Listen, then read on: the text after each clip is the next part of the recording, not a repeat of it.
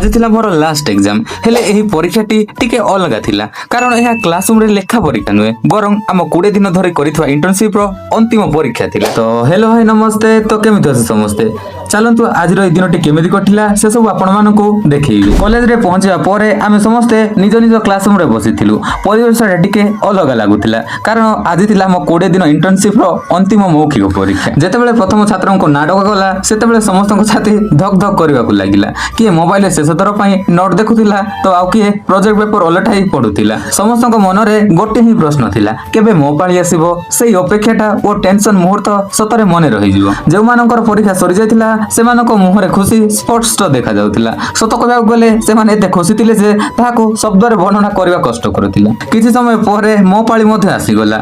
Internal exam देबा को जिबा बेले मु कॉलेज रो सुंदर परिवेश टके देखिथिली।